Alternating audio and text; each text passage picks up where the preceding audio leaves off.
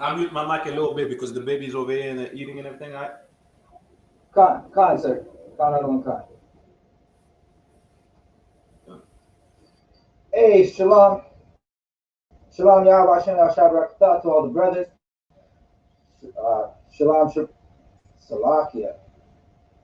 Shalom, Yahweh Shemar, Alathaba, Hashem Yahshai, to all the sisters.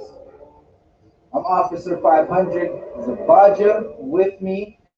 I got Officer 1000, Adiyar, Officer 50, Shariwan. I got Young Man Kavoy, and we about to get it. You know what we do? It's Monday night. We're going to go through history, right? And Passover is coming up. You want to Texas? If you can't make it to Texas, if you're in Montreal, you got to hook up with Officer Adiyar. If you're in Toronto, myself, and we'll let you know what's going on, right? We're going to be talking about the history of Passover. Slovakia, if I'm breaking up. Before we start, hit those sign-in links. They're going to drop in a moment. As soon as they drop, hit those sign-in links. Get that hit. Get yourself a name. Do your 90 days and make yourself a new, right? You got to kill out the old juice so you could be new. You're looking at all the men you see before you. We're new. We're not the old us, right? We got rid of the leaven that was in us, that was leavening the whole lump, and we became new, right? So we're going to go into it. Today we're going to talk about the Passover, right? And the Passover is such a celebration. It's a wonderful celebration. If you haven't got to experience the I.S.U.P.K Passover, without the strippers, without the bottle girls that are naked, you haven't experienced a real family gathering, right? So we're going to be celebrating the Passover. The Passover is when the Lord showed His power against some stinking Egyptians that had us in slavery, right? So the Lord showed His power. He sent a priest and prophet to free us up, and we walked out of Egypt. And then years later, generations later, at the Passover, they murdered our king, right? And he was a sacrifice so we could live. He was the lamb for that Passover, right? Officer Shariwan, you with us? Come on, sir. Can you drop those sign-in links for me, Baba Kasha? Come on, sir. Water. Right? Young Man Kavoy, can you get me Exodus verse 1? Exodus chapter 1, verse 7, Baba Kasha. We're going to get right into it, right? So there was a time, I'm going to just give you, there was a time when we had a brother, he was sold into bondage, right? And he went into Egypt. He started advising Pharaoh and interpreting his dreams because he was a priest. He was a man of the Lord, right? And the Lord dealt with him and protected him. And because of his visions, Pharaoh dealt with him and just made him powerful. He was second to the king in the land of Egypt, right? And he had the vision to save the wheat, and he knew how to save, and he knew that there was a famine was gonna come. Fast forward, his brothers come into Egypt because there's a famine in their land, and they're looking for food. He basically reunites with his brother, and because he was dealing with Pharaoh, he was dealing with the Egyptians and helping them survive. The Egyptians dealt with him, and he gave his people a separate part of the land, right?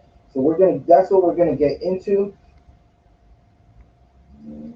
Let's get to it. I need Exodus 1 verse 7.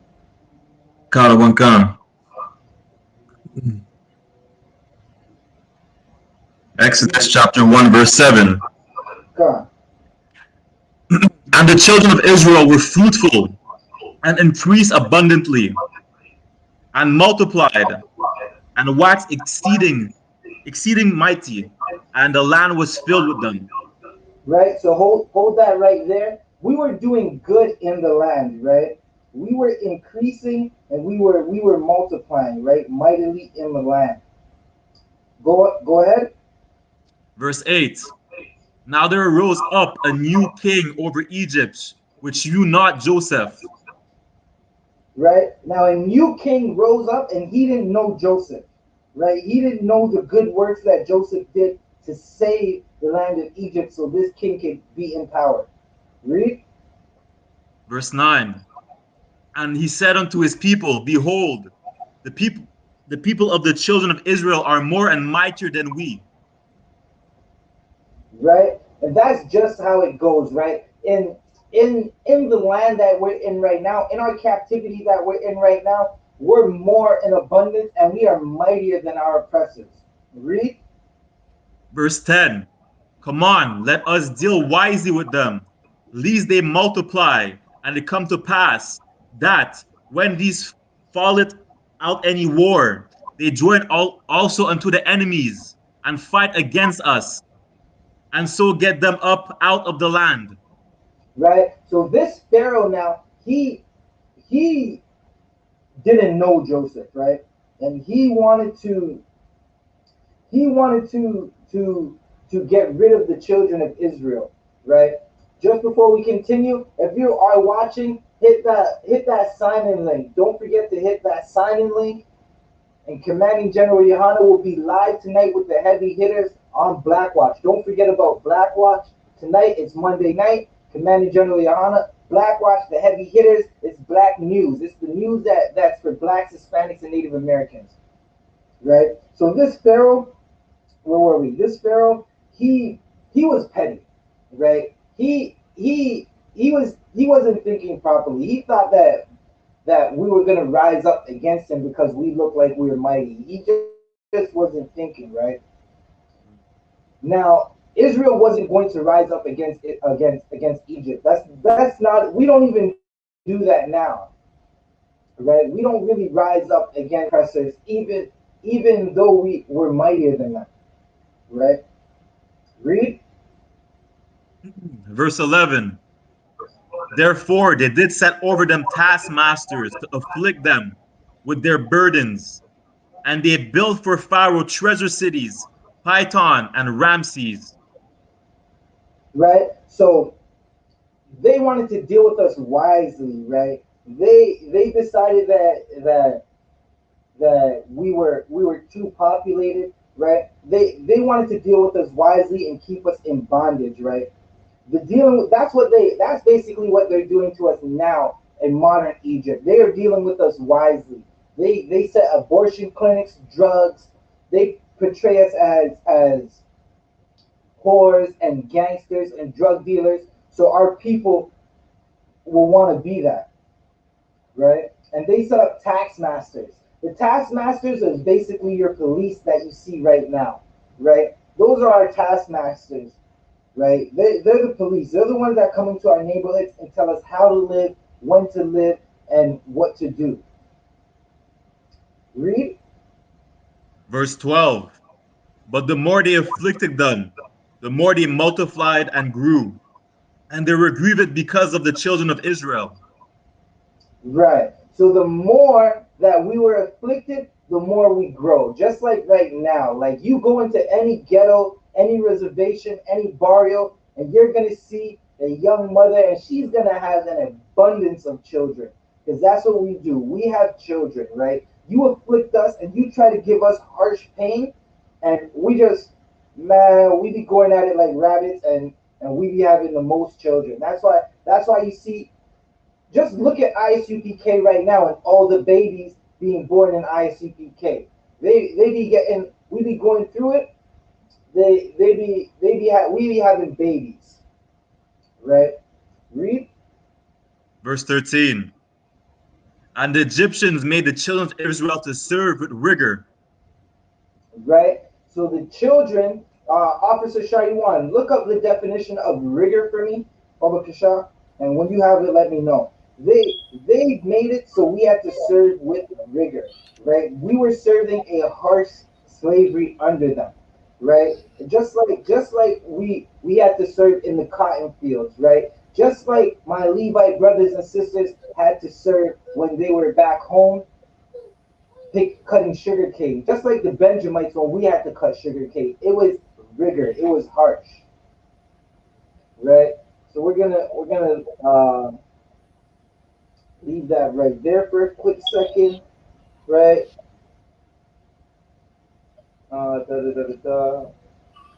You can continue reading to 14. Verse 14. And they made their lives bitter with hard bondage, in mortar and in brick, and in all manners of service in the field. All their service wherein they made them serve was with rigor, Salakia. Right. So they had us serving in the field, right? And in the field we were serving, right? They had us in the field and we were building their cities, right? You see those pyramids, you see the things, you see those ruins. Let's give the Most High a hand for destroying Egypt, right? He destroyed it. It is no longer, right? You just see dust. That's all you see. It used to be green and the grass would grow, and now it's just dust, right? If you haven't seen, you want to see dust like that, it's just dust. Like, the only other way I could describe it is move the dresser that's in your room for a second and sweep, right? And that's what Egypt looks like. It's just dust. It's ruined. It's ruins, right? Right. So like I appreciate if I could just add a little bit. Please, sir, please. Come on, Mosiah in Christ the water, please.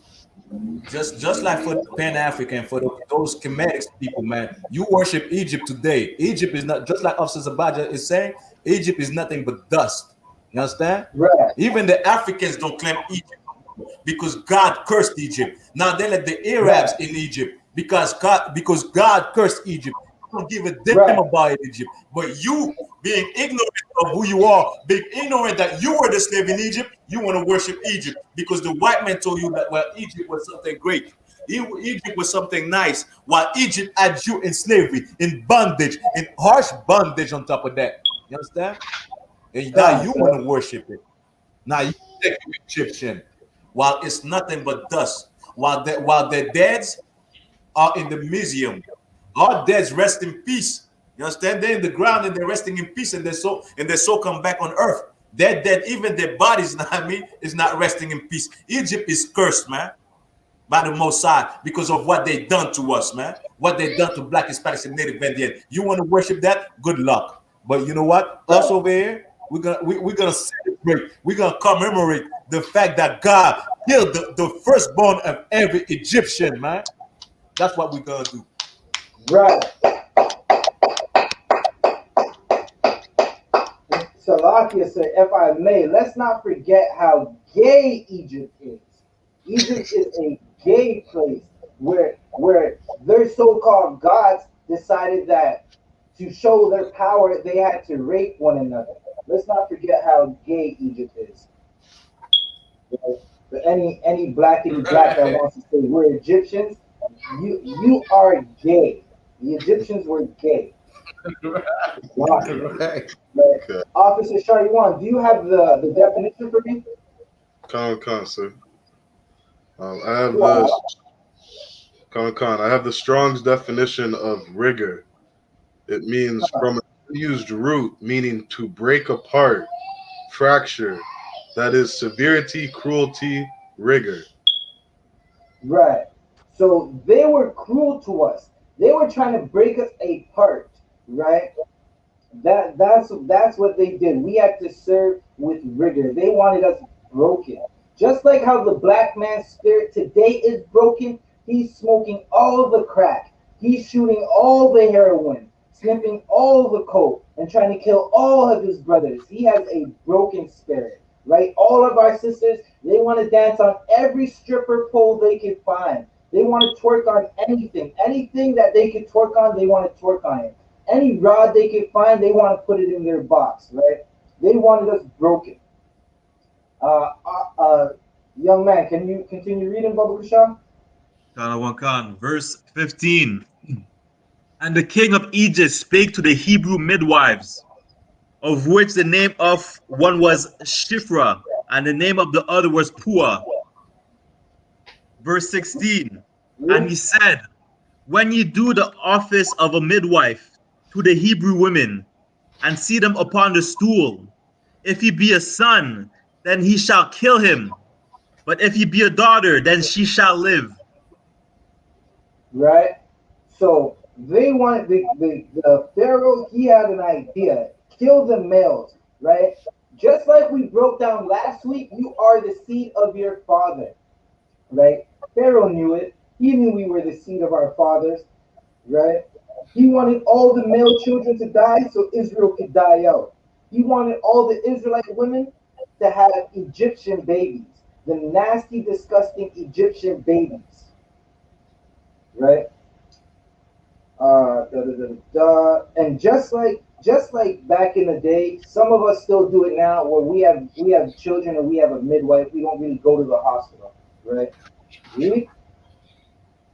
Verse 17. But the midwives feared God Hold that and right did there. not. The Salakia? midwives feared God. They were God-fearing women. They weren't evil, right? Read. And did not as the king of Egypt commanded them, but Read. saved the men children alive. Right. So they saved the men children alive, right? Da da da da da. You could keep reading. We're gonna finish out this chapter. Verse 18. And the king of Egypt called for the midwives and said unto them, why have ye done this thing and have saved the men children alive? He's Verse like, 19. I gave you a damn order. Why aren't you doing it? Right? And this is the answer for them. Because these women, they knew that they couldn't kill God's children. Right? Read it. Damn. Verse 19. And the midwife said unto Pharaoh, because the Hebrew women are not as the Egyptian women, for they are lively and are delivered ere the midwives come in unto them. Right? So our sisters, before the midwives could even get to them, they would already be delivered. Right? Our babies would already be delivered. That's what they told the Pharaoh. Right? Continue reading. Verse 20. Therefore, God dealt well with the midwives, and the people multiplied and waxed very mighty. Right? Verse, God dealt with the midwives, right? He basically took care of them, right? Shalom, Trooper Baraki Allah, the water for checking in, the water for tuning in, right? Hopefully we can as soon as these damn Edomites stop getting scared, we can link up sooner or later, right? So the Lord dealt with them. He blessed them. He basically took care of them, right? Read. verse 21. And it came to pass, because the midwives feared God, he made them houses. Right. Read. Finish it up. Verse 22. And Pharaoh charged all his people, saying, every son that is born ye shall cast into the river, and every daughter ye shall save alive. Right. So Pharaoh's letting them know, like he told his people, like, listen, man, when you see when you see God's children, cast those young boys into the river. Use them for alligator bait, right? And that's what he wanted because Pharaoh was so scared that we were gonna rise up and go against the Egyptians when we were living good in Egypt. Right? There was a point when we were living good in Egypt and we weren't bothering them, right? We weren't gonna rise up against them. That's not the spirit of the Israelites. When you leave us alone, we leave you alone, right? Officer Shariwan, can you bring us to continue with chapter 2, verse 1? Come, sir. This is Exodus chapter 2 and verse 1.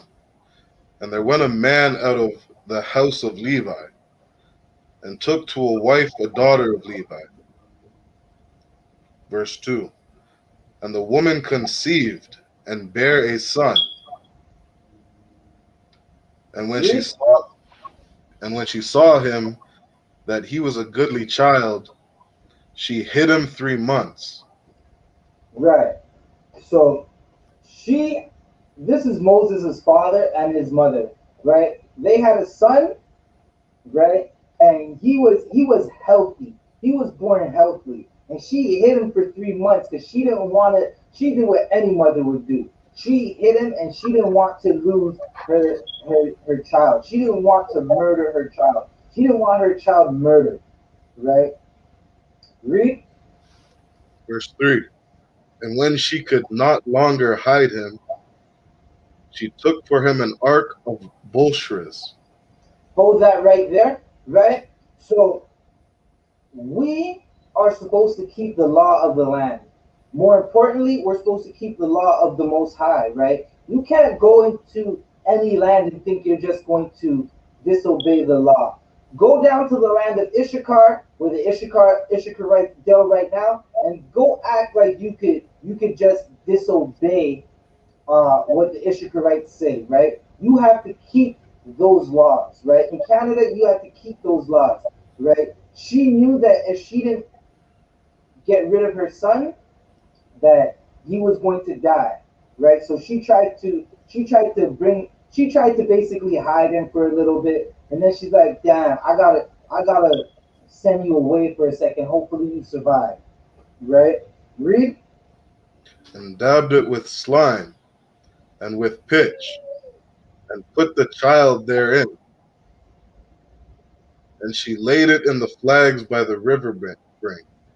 Right? She made the basket, the ark that she put him in. She made it floatable so he wouldn't just drown. Read. Read. Verse 4. And his sister stood afar off, to wit what would be done to him. Go ahead. Verse 5. And the daughter of Pharaoh came down to wash herself at the river, and her maidens walked along by the riverside. Right? So the daughter of Pharaoh, she was doing what most of these heathens don't do. She was holding a shower. She was holding a fresh, right? Salakia. Sign-in links aren't working. Salakia, I'm not sure what's going on with the sign-in links, but if you can't get it on your phone, you might want to try it on the computer. But it's no sweat. We got you. Right? So she was. And if the signing next is not working, just type your name on the comment section, all right? Somebody will check it out. Come on, sir. All right, Salakia, one moment.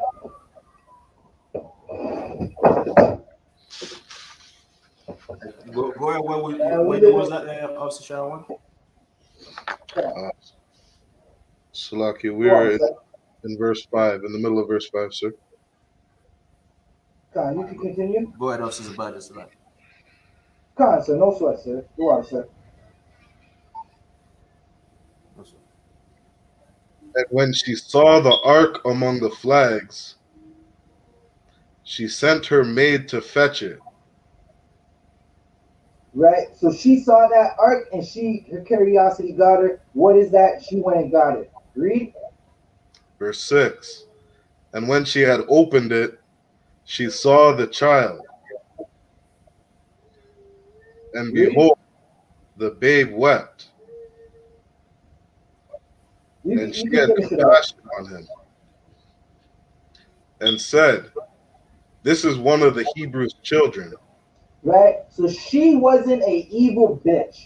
Right? She seen this boy and she said, "Damn, it's one of the Hebrew children. What are we gonna do?" Right? But Moses' sister was not too far off. Right? Read. Verse 7. Then said his sister to Pharaoh's daughter, "Shall I go and call to thee a nurse of the Hebrew women, that she may nurse the child for thee?" Right. This is a smart sister. She said, "Listen, oh, you found a baby? Let me go get a Hebrew woman so the child can get nursed." Right? Read. Verse 8. And Pharaoh's daughter said to her, Go. And the maid went and called the child's mother. She said, "Let me go get my mom right quick." And she went and got Moses' mom, her mother, right? So Moses could get nursed by her mother, by his own mother, by her mother. Read. Verse 9. And Pharaoh's daughter said unto her, Take this child away, and nurse it for me, and I will give thee thy wages. And the woman, Right. So go and nurse your son, and I will pay you to nurse your son. She just didn't know that she was being paid to nurse her son. Right. Read. and the woman took the child and nursed it. Verse 10. And the child grew, and she brought him unto Pharaoh's daughter, and he became her son, and she called his name Moses. And she said, Because I drew him out of the water. Right. So Moses basically went into he for his the starting of his life. He was amongst the Pharaoh. He was living basically compared to what his people were living. He was living the good life. Right. Read. Verse 11. And it came to pass in those days, when Moses was grown, that he went out unto his brethren, and looked on their burdens, and he spied an Egyptian smiting an Hebrew, one of his brethren. Right. Hold that right there. Right. What Salakia. Officer Sharyuan, what does that verse that you just read say? Break it down for me. Hey, Shalom, Officer Yerad Yahweh Bashem Yashar Barakatah. Yahweh Hashem Yahshua B'Kam. Shalom, priest, Yahweh. Shalom, so Yahweh Hashem Yahshua B'Kam.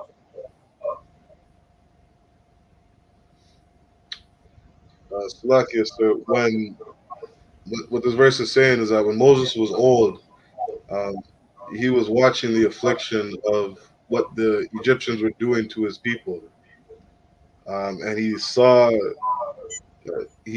Egyptian. Salakia. He was watching he saw an Egyptian killing a Hebrew. Right. So, second question, did he know he was an Israelite? Anybody can answer it. Except for Officer Adiyah. Khan Khan, sir. It was one of his brethren. Right? Moses knew he was an Israelite.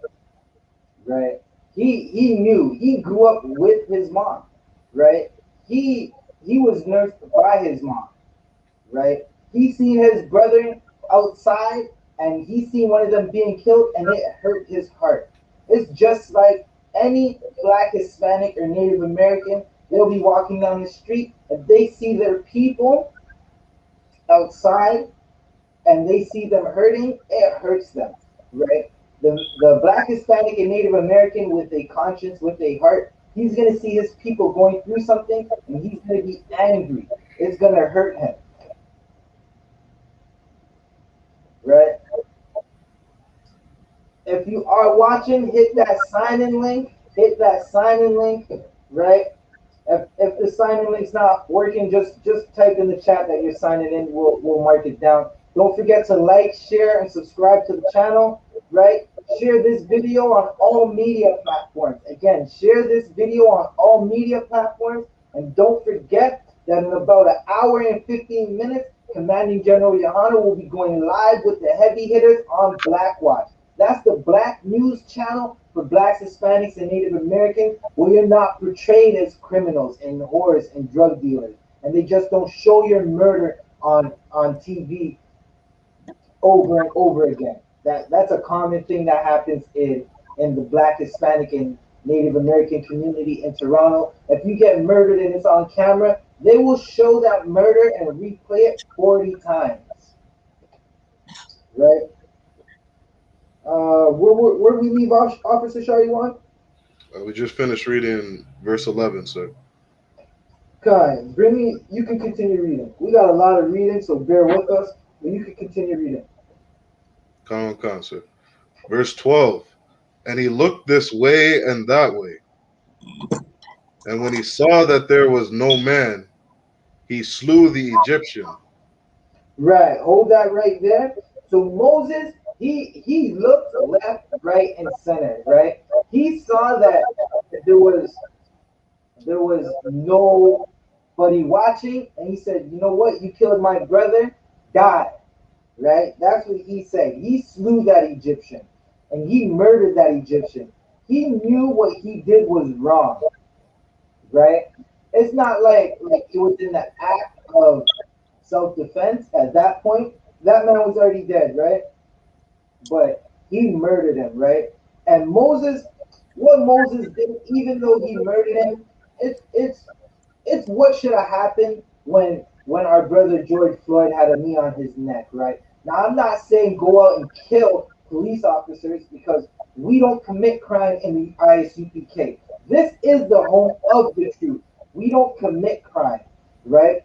What should have happened is someone should have pushed that officer off of George Floyd, right? That didn't happen, and now we get to watch a trial, right? A trial for our brother who was murdered, right? So Moses, he knew what he did was going to get him in trouble with Pharaoh. He broke the law of the land, right?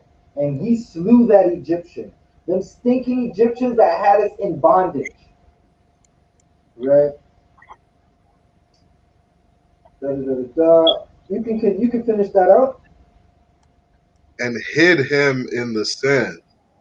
And he hid the body because he knew he wasn't supposed to do that, right? A man that does something justly, he doesn't hide it, right? Now, not to say Moses shouldn't have felt any way, because anybody who sees their brother being killed is gonna feel a way. It's just he wasn't supposed to do that.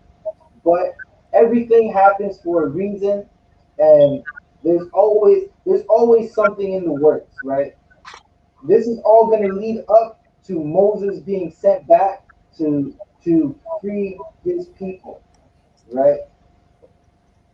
Continue reading. Verse 13. And when he went out the second day, behold, two men of the Hebrews strove together. Hold that right there.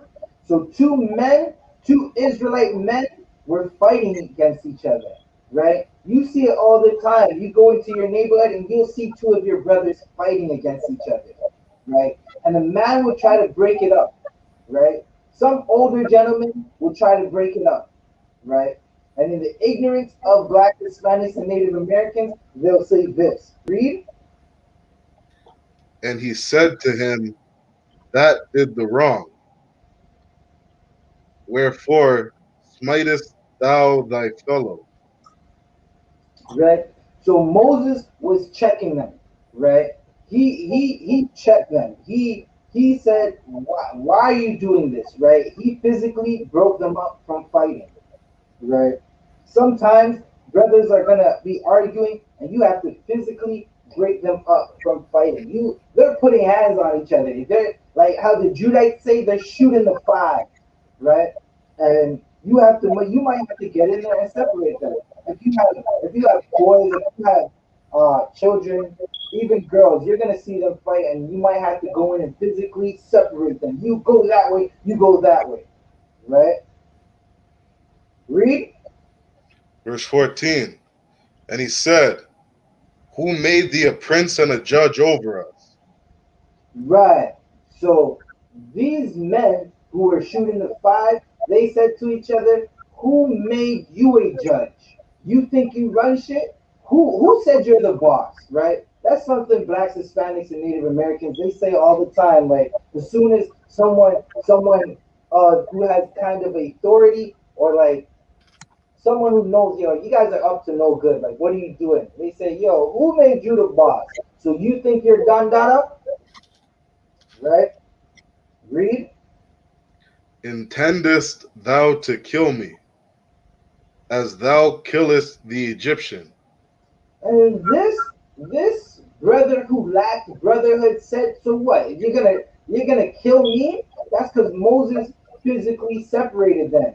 He might have had to put a hand on them or two just to get them to stop from killing each other, right? And they said, so what? You think because you're gonna put a hand on me, you're gonna kill us like you killed the Egyptian? Read. And Moses feared and said, surely this thing is known. Right. So Moses said, damn, y'all going in right now. Like, y'all seen that? Like, yeah, I was only trying to save a brother, get revenge for a brother. And y'all seen it? That means someone sees it. Y'all know this thing that I did, and this thing that I did is gonna make it back to the Pharaoh. Right? So we're gonna read. You could read 15. Come on, verse 15. Now when Pharaoh heard this thing, he sought to slay Moses. Right. Someone told on Moses. One of those men snitched on Moses, right? They told. They were cowards.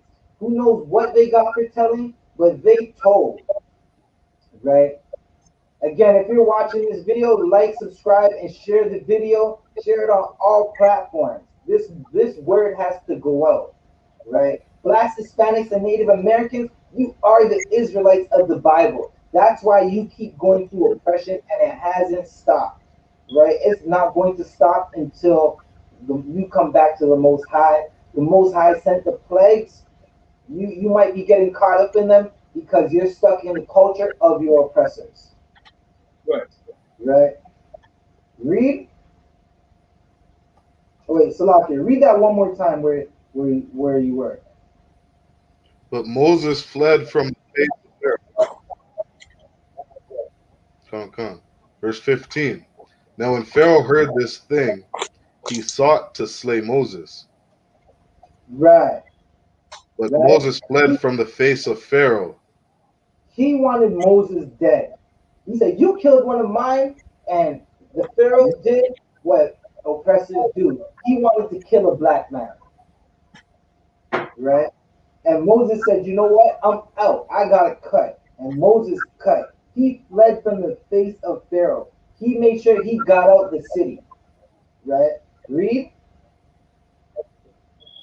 And dwelt in the land of Midian. And he sat down by a well. Right. So he Verse dwelt 6. in the land of Midian, where the Ethiopians, right? And he sat down by a well, right? He sat down by this well. You can finish 15. 16, Baba Kasha. So like it's, okay. Verse 16. Now the priest of Midian had 7 daughters, and they came and drew water, Right. and filled the troughs to water their father's flock. Right. So while Moses was at that well, some daughters came up. Some women of the Ethiopians came up, right? And they were the daughters of a priest of that land, right? So I'm gonna just speed it up because we got a lot to read, right? So basically, what happened is they were getting some water, and some shepherds came by and ran them off, right? Moses seen it and he helped them, right? They came back to their father, and their father is like, "Yo, how comes you're back so early? What happened?" Right? And Moses, they said, "Well, so shepherds ran us off. A man, an Egyptian, right? They mistake Moses for Egyptians, right? That's to let you know that the Egyptians were dark skinned, right? That's why they confused Moses. That's to let you know Moses was dark skinned. The Jews are black, right? Moses, he's a Levite. Levites are Haitians, right? Like my brother, Officer 1000 Adiyar, right? Or the young boy I listen to, Kodak Black, man. That man, he got some raps though, man. Like, he in the world, but he got some raps, right? Right. Right. So Jethro then said, so wait, you just left him there? Go get him. He got him. And when he got them, he dwelt with them for a little. Jethro gave him a daughter, right? And she had a son. He ended up making her a rib, right? Now let's jump down to Officer Shaw. You could jump down to 22, Brother Shaw. Slakia, sir, did you say chapter 10 and verse 2? No. That same verse. You're gonna finish up this chapter, Brother Shaw. 22. Oh. It was 2 verse 22. Verse 22. And she bare him a son, and he called his name Gershom.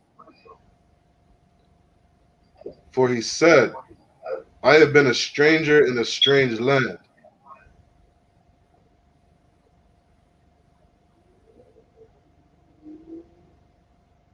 Right. Verse 23. Now, hold up. She bare It him came a to son. pass in process of time. Hold that 1 second. She bare him a son, and his name was Gershom because Moses was a stranger in a strange land, right? That was Moses' first son. You can finish 23.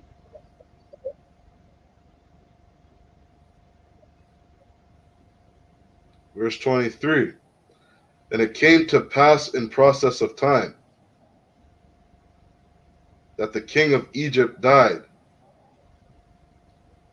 and the children of Israel sighed by reason of the bondage. And they cried, Read. and their cry came up unto God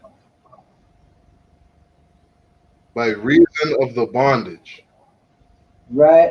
You might not know this, but when the blacks, Hispanics, and Native Americans cry, the Lord, the Most High, He hears their tears, right? He hears their cries. He knows you're going through a harsh punishment, right? He just wants you to come back to Him, right? They were going through harsh bondage, and the Most High heard it. He definitely heard it, right? And da, da, da, da, da. Right. So now we're gonna keep reading, and you're gonna find out what happens, right? Shalom, Trooper Sakat, Yahweh Shanel Shabbat, the water for tuning in, right? Officer Uriah, Lord Christ. Lord Christ. Officer Uriah, get me Exodus 3 verse 1, Brother Kashah, right? So that should let you know you are crying right now. The Lord hears it, but He's not going to help you unless you do something for Him, right? You can't think that the Most High is a punk. He ain't no trick, right? Only a trick is going to do something for free, right? Meaning only a trick is going to be used. You can't use the Most High. You can't think that you're going to just cry out and the Most High is going to free you from this harsh bondage that we're in, right? You gotta do something for Him, right? You gotta keep the laws. You gotta wake up your people and get them to keep the laws, so we can be the light to the Gentiles, right? That's what I.S.U.P.K is. It's the light to the Gentiles, and it's not the Gentiles as in the heathen. It's the blacks, Hispanics, and Native Americans who are keeping the they're keeping up with the culture and dressing themselves in the leaves of the other nations, right? They're dressing themselves in the fig leaves of the other nations, right? Keeping that culture. They think it's you blacks, Hispanics, and Native Americans. You think it's okay to celebrate everything that the Lord said not to celebrate, right? You want to sleep with anything that walks. Literally, the Black, Hispanic, and Native American people, they want to love everybody when you're not supposed to love everybody. They want to scream equality when and scream equality for all nations when you're not getting equality. You're the only one getting gunned down on camera, right? Like Joe Biden has been in presidency for not even more than 5 months, and you just keep seeing it back to back to back. Blacks, Hispanics, and Native Americans getting gunned down, right? Read Baba Kasha, Officer Urad, read Exodus 1 verse Salakia. Read Exodus 3 verse 1. This is the book of Exodus, chapter 3 and verse 1. It reads, Now Moses kept the flock of Jethro, his mother-in-law, the priest of Midian, and he led the flock to the backside of the desert and came to the mountain of God, even to Horeb. Right? So while Moses was living in the land of the Midianites, right, while he was taking care of his family, his father, the priest, his father-in-law was a priest, Jethro, and he would take care of Jethro's flock, right? Because Israelites, we were already we were already shepherds, right? We were already shepherds. Moses, the shepherding was in Moses' blood. He knew exactly how to take care of a flock, right? And he went and came to a mountain, the mountain of God, right? And there he something's going to happen to him, right? The Lord's going to raise up Moses now, right? Because the Lord hears the cries of the Israelites. He knows exactly what's going on to them, right? He's going to raise up Moses to free his children so they could keep the law, right? Read. Verse 2.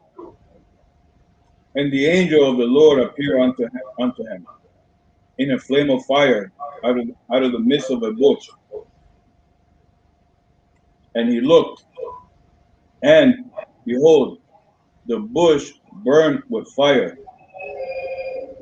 and the bush was Salakia. not consumed. Read that last part one more time. So Salakia, my bad for that noise. Fine. Slakia. And behold, the bush burned with fire, and the bush was not consumed. Right. Right. So there was a bush that burned with fire and it wasn't consumed. Right. This is the angel of the Lord is going to talk to Moses. Right. Moses is going to have a conversation with the Most High. Right. And he's about to get raised up so he could do the Most High's work. Right. Because someone has to free the children. Right.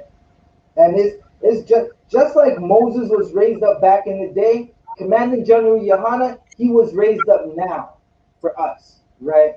The Most High is always raising up an Israelite to guide us, an Israelite for leadership, right? And that's what the I.S.U.P.K provides. We provide morals and leadership, right? If you are not in the I.S.U.P.K, you have no morals, you have no leadership, right? You just run around like a chicken with your head cut off. And you do, Lord knows what you're doing out there. You know what you're doing out there. You know all the drugs you're smoking. You know all the whores you're sleeping with, all the brothers' wives that you're sleeping with, all the crime and all the sin that you're doing, just like the Christian church, right? Was that the bush was not consumed? Read verse 3. Verse 3. And Moses said, I will now turn aside and see this great sight, why the bush is not burnt. Read. Verse 4. And when the Lord saw that he turned aside to see, God called unto him out of the midst of the bush and Read. said, Moses, Moses. And he said, Here I am. right? So the Lord is letting his presence be known to Moses now, right? And you can only imagine what was going through Moses' mind at that moment, right? What, like a burning bush, like you start to hear things. One would think that they're going crazy, right? Read. Verse 5. And he said, Draw not nigh hither, put off thy shoes from off thy feet, for the place whereon thou standest is holy ground. Verse 6. Right. So he's letting them know you're standing on holy ground, man. Like like take your shoes off, right? The place where you are is a holy place right now, right? So Lakia said, no sweat. We know the oppressor is the devil the Bible speaks of, but he's not going to stop this truth, right? The demons that are going out right now, we're battling them. That's what we do in the I.S.U.P.K. We fight those demons, right? We slay demons. No sweat, sir. We'll be right here when you get back, right? Once again, the oppressor is the damn devil, right? You da, da, da, da, da. Con, read verse 6. Verse 6.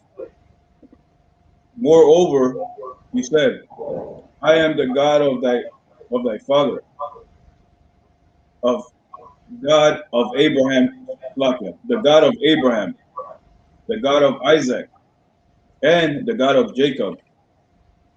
And Moses hid his face, for he was afraid to look upon God. Right, right. I see 5 people watching. I should see 5 likes, right? I should see 5 likes on this video. Thumb up the video, share and subscribe this video. If you know a black, Hispanic, or Native American, get them to watch this class. This is needed,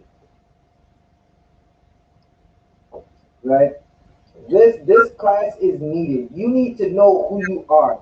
Blacks, Hispanic, and Native Americans, you call yourself whatever the oppressor calls you. Black is a color in the crayon box. We're gonna say black because that's what everybody just knows, right? But you are the Israelites. You are God's chosen people, right?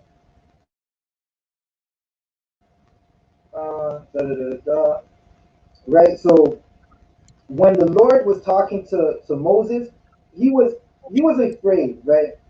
The Lord, whenever you hear about the Lord is a man of war, and people they get afraid of him, right? They get afraid of his presence. It sounds like thunder, right? You see a burning bush talking to you, you're going to be afraid, right? You should be afraid of the Lord, right? Be so afraid of the Lord that you stop sinning. Be so afraid of the Lord that you love your brothers and sisters, right? So Moses was afraid and he turned his face from the Lord. Read verse 7. Verse 7. And the Lord said, I have surely seen the affliction of my people which are in Egypt, and have heard their cry by reason of their taskmasters. For I know their sorrows. Right? So he's telling them, he's saying it to him right now. I know what's going on to my people. I seen you slay that Egyptian, right? It's time to go back. It's time to free up our people. Da, da, da, da, da. 1 second.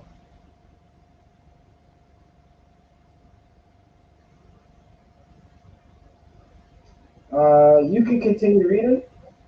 Gotcha. Verse 8.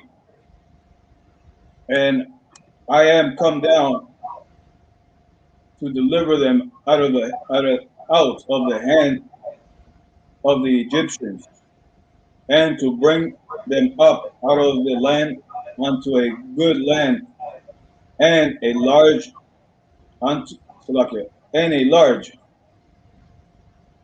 unto a land flowing with milk and honey, unto the place of the Canaanites and the Hittites and the Amorites and the Perizzites and the Hivites and the Jebusites. Read. Verse 9. Now therefore, behold, the cry of the children of Israel is come unto me, and I have also seen the oppression wherewith the Egyptians oppress them. Right. Right. What was that? Right. So Moses is being told by the Lord that I'm going to give you the land that I promised Abraham, Isaac, and Jacob. Right?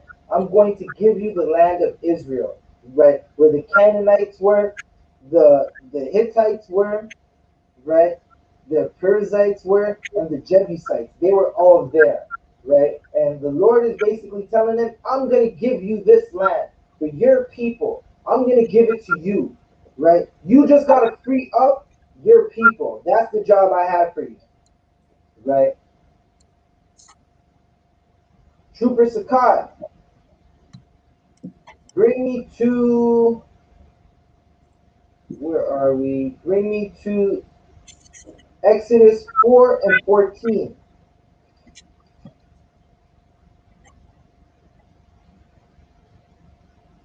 Gone, sir.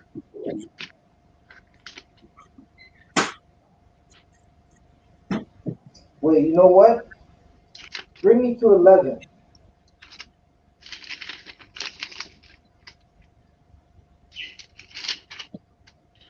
Gone, sir. This is Exodus 4, verse 11. Salakia, hold that. Go one more up, right? I'm gonna give you a quick little breakdown of what's going on. So the Lord tells Moses, you got to go speak to the people and go free up the people. And Moses is basically saying, like, listen, Lord, I'm afraid. I can't speak well, right? And the Lord checks him. The Lord's gonna check him, right? Read. Verse 10. And Moses said unto the Lord, O my Lord, I am not eloquent, neither hithertofore nor since thou hast spoken unto thy servant, but I am slow of speech and of a slow tongue. Right? He said, I can't talk. I don't know how to talk like that. What am I gonna do? Read. And the Lord said unto him, Who hath made man's mouth? He said, no excuses. Excuses are for the weak. This is no coward, right? And that's so one West. We have no cowards here. You cannot be a coward and be one West. You cannot be lukewarm and be one West. Read. Or who maketh the dumb, or deaf, or the seeing, or the blind? Have not I the Lord? Didn't the Lord make all these things? Didn't the Lord make man see? Didn't the Lord make man hear, make man speak? Didn't the Lord make man deaf, blind, and mute? Read.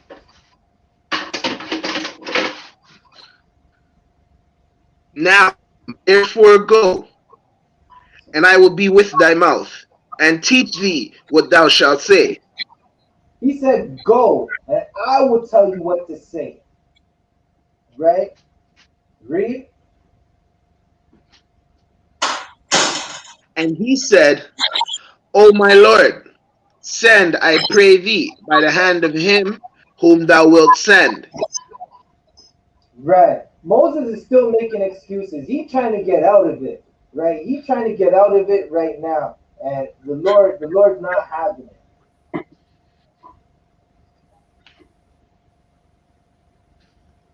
Good. Right? The Lord was not having it at all.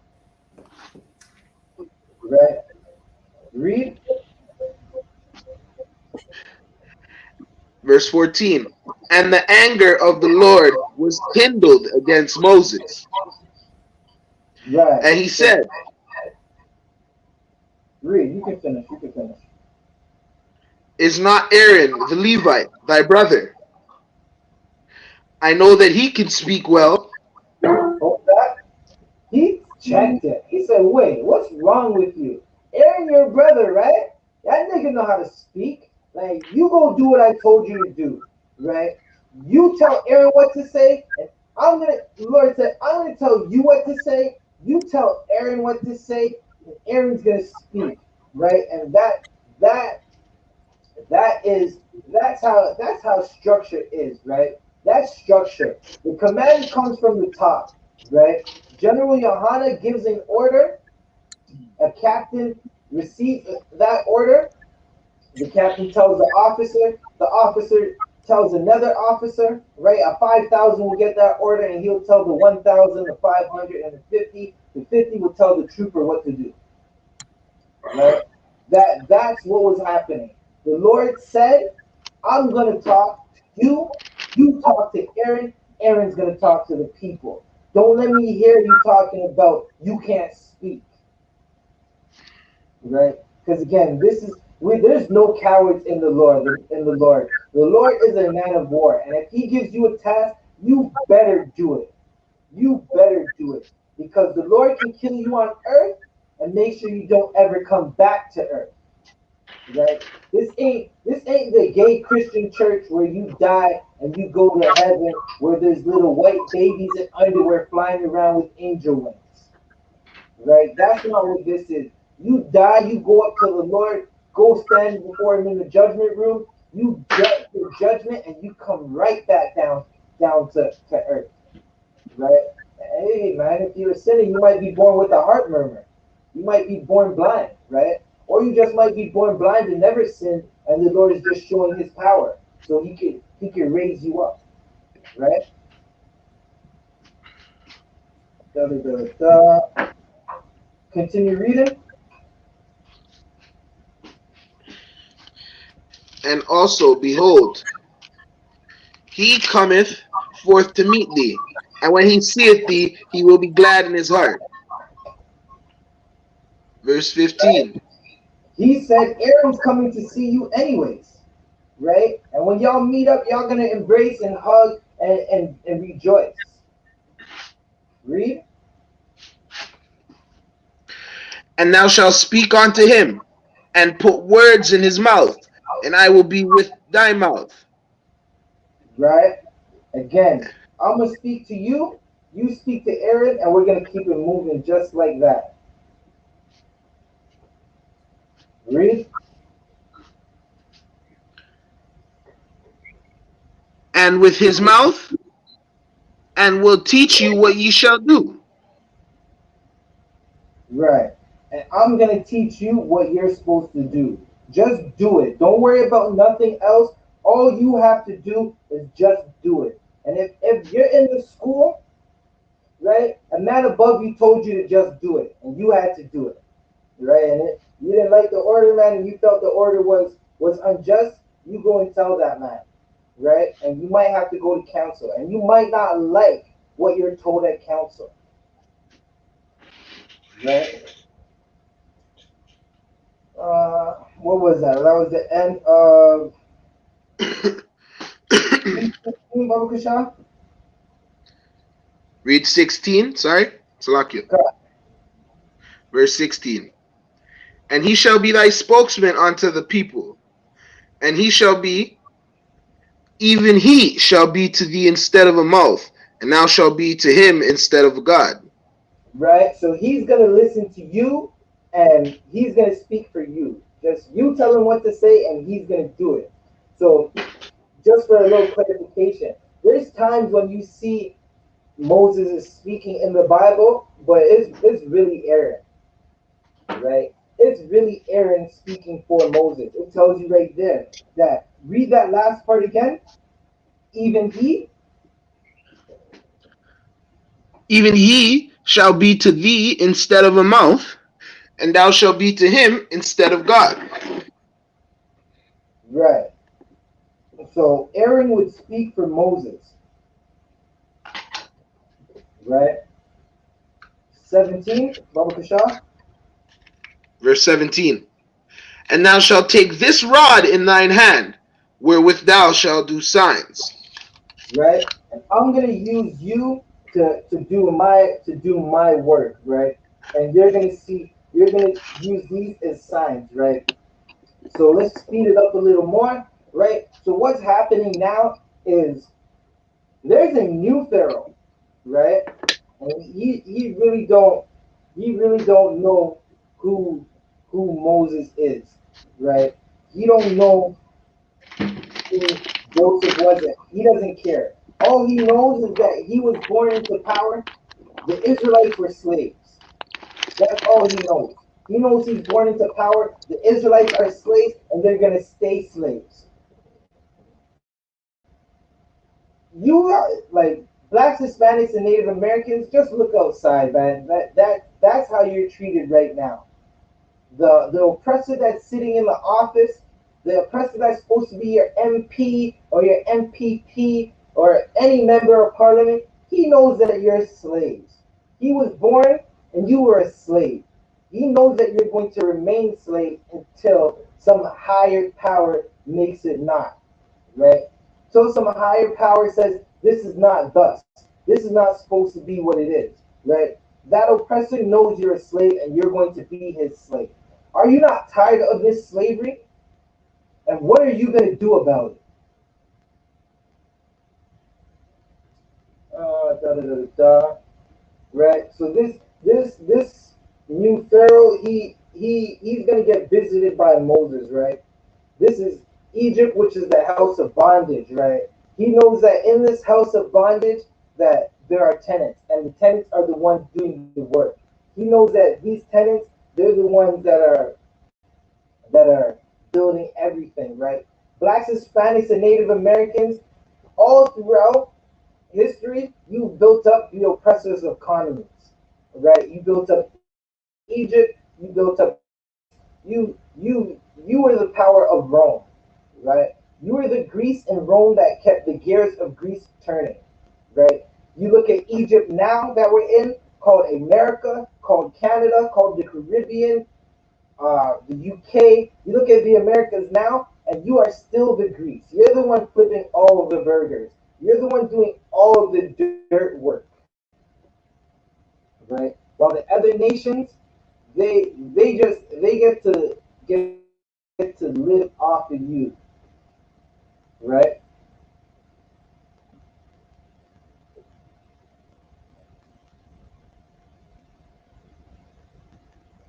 Where were we? Was that the end of 17?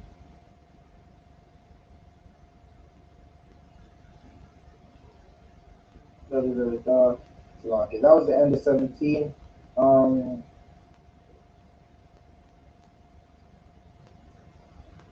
where are we going now? Young man Kavoy, bring me to Exodus 5, verse 1, Baba Kashab. Khan. This is 5, verse 1. Exodus 5, verse 1.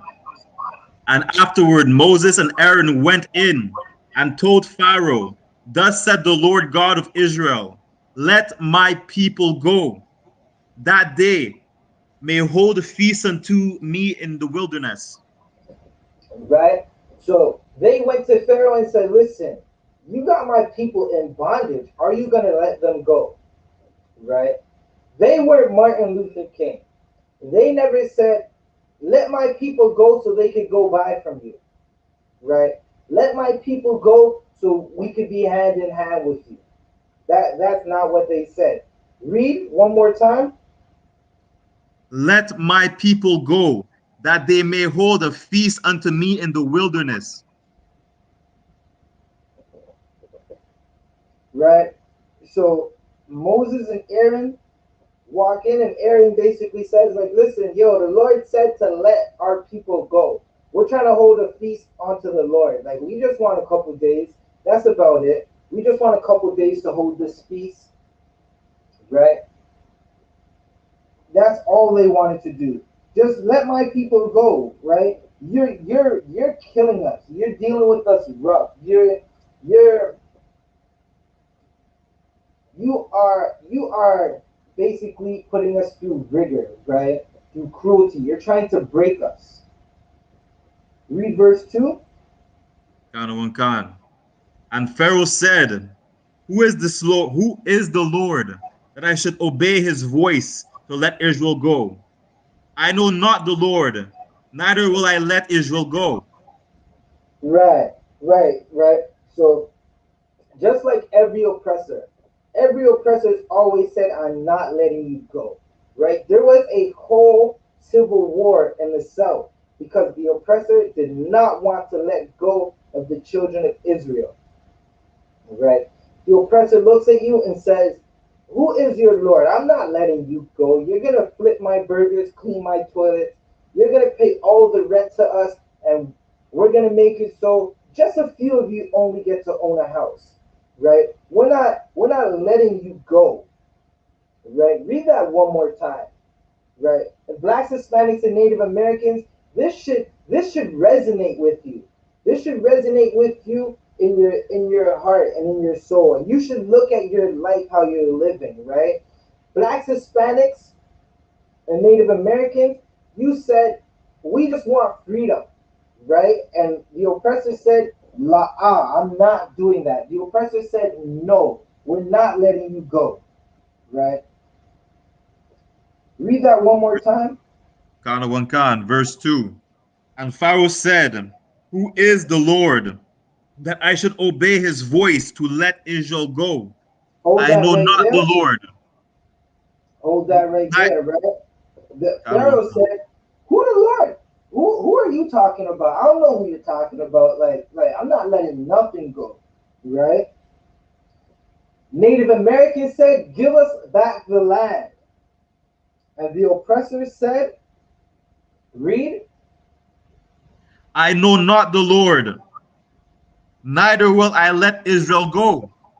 And now Native Americans don't have their land back, right? They're protesting, trying to get the land back, right? Blacks, Hispanics, and Native Americans said, hands up, don't shoot. Young man, read that part again. And the oppressor said, Khan. I know not the Lord, neither will I let Israel go.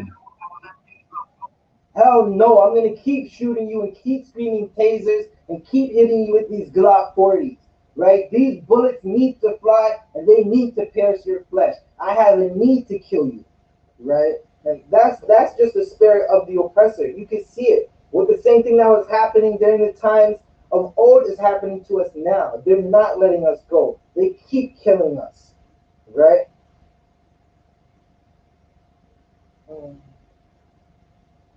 Keep reading. Khan, verse 3.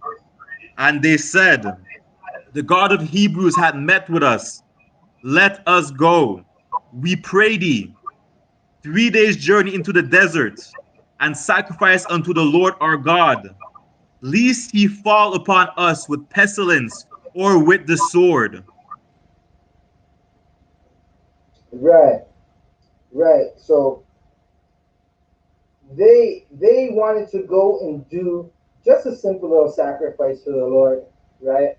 They would have came back and got back to work. They just wanted a little break. Like let us go get back to the Lord. The Lord said to let us go, right?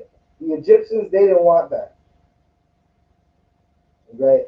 They said pestilence is gonna fall on us or with the sword if we don't go do this, right? We're possibly gonna die, right? Again, if you're watching the channel, like, subscribe, and share. Don't forget, 30 minutes from now, Black Watch Commanding General Yahanna on YouTube, Monday nights live, right? Go check it out, right? Read. Verse 4. And the king of Egypt said unto them, Wherefore do ye, Moses and Aaron? Let the people from their work get you into your burden. Salakia, get you unto your burden.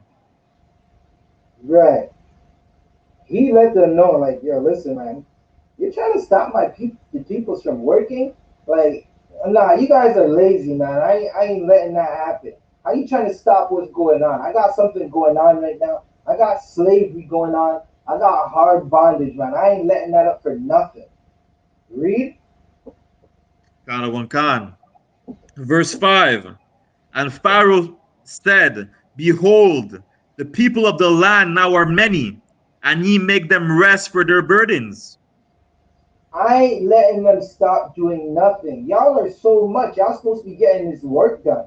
I ain't letting you rest. Just like they don't let us rest right now in the ghettos. You have to beg your oppressor for a day off, right? Your oppressor, he takes as much days off as he wants. You take a day off and you're afraid that you're gonna get fired, right? You gotta beg your oppressor for a day off, right? You're hoping that he'll do it. And if he says no, you're like, damn, I should have just called in sick. Right? I know every black, Hispanic, and Native American, none of you want to wake up in the morning and go to work. Right. Like no one does. You just know, like you gotta wake up, you gotta go smile up with that oppressor, and you're just like, damn man, this man, he's just gonna crack those stupid gay jokes that I hate. I don't wanna go through that. Right? One moment. Salakia, what Verse read 6, verse sir. 6, Brother Kashan? Kana one kan. One moment. And Pharaoh commanded the same day the taskmasters of the people and their officers, saying, verse 7, Ye shall no more give the people straw to make brick, as hitherforth, let them go and gather straw for themselves. He said, listen, man, y'all want to take the people from me so they can do whatever? I'm going to be an asshole, man. Listen, I ain't giving you no more straw. Go get the straw yourself. Read. Verse 8, and the tale of the bricks, which they did make hitherfore, ye shall lay upon them. Ye shall not diminish out thereof, for they be idle. Therefore they cry, saying, Let us go and sacrifice to our God. Who could break this down for me? Someone break this down for me. Young, one of the young men of the troopers, break this down for me. So basically they asked, Pharaoh asked Salakia. Moses asked for some time for his people. Because of that, Pharaoh decided to make the burden harder, decided to make their work harder, and called us lazy. Right. Right. So he decided to make the work harder and he called them lazy. Right. And that's basically what was happening, right? The oppressor speaks all the time and he says, you guys are lazy. Like, what are you doing? You're just lazy. Blacks, Hispanics, and Native Americans, you're lazy. You don't want to work, right? You're supposed to want to make this Big Mac. You're supposed to be wanting to get paid cents on the dollar to do this hard work, right? While I sit back and make the millions, right? And I get to go home in a drug-free community, in a community where shots aren't flying through my window, right? Read. Verse 9, let their more work be laid upon the men, that they may labor therein, and let them not regard vain words, Salakia. Right. Read. Verse 10, and the taskmasters of the people went out, and their officers, and they spoke to the people, saying, Thus said Pharaoh, I will not give you straw. Right. Verse 11. So hold that right there. The taskmasters, right? The enforcers of that time, they said, we're not giving you straw right now. The Pharaoh said it, man. Like, we're not doing it. That's what's up. Right? But y'all still got to get the work done. We're just not giving you any straw. Read. Verse 11. Go ye, get you straw where ye can find it, yet not out of your work shall be diminished. Right. we're not giving you straw, but you still have to do this work, right? Because this is history, we're just gonna break something down for you. During slavery, it didn't matter how hurt you were. If they wanted 50 pounds of cotton, they wanted however amount the quota for the sugar cane or whatever the work was done. It didn't matter if you were hurt. It didn't matter if you were sick. They still wanted it. And if you couldn't provide that quota that they set, they would abuse you, right? There were so many tragic things that happened to blacks, Hispanics, and Native Americans when it comes to the abuse of the oppressors, right? And it didn't matter. No straw, but they want their mortar, right? Read. Verse 12. So the people were scattered abroad throughout all the land of Egypt to gather stubble instead of straw. Verse Right. 13. Hold that right there. Hold that Khan. right there. You can hold that right there. We're gonna jump a little, right? We're gonna go to when Moses he basically starts to do the work of the Lord, and he's basically gonna do the first he's gonna do the first, you could call it a miracle, or he like the Lord's gonna give him power to do his works, right?